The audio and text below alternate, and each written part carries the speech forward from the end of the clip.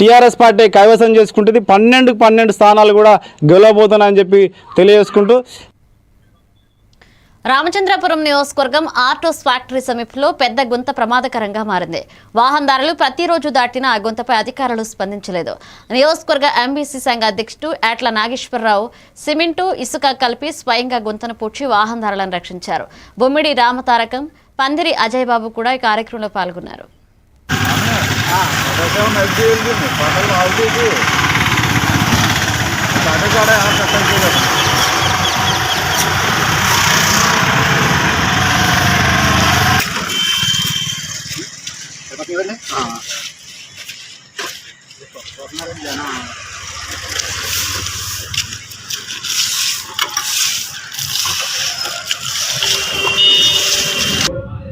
ఎవరు స్పందించలేదు.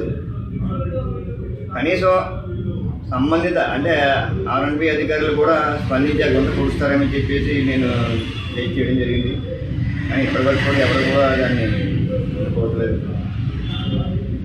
ఆ గుంతని నేను ఈరోజు పోవటం జరిగింది. నేను ఒకటి చెప్తున్నాను, ఎవరికైనా సరే ఎక్కడైనా సరే రోడ్డు మీద గుంతలు కనిపిస్తే కనుక మానవ దృక్పథంతో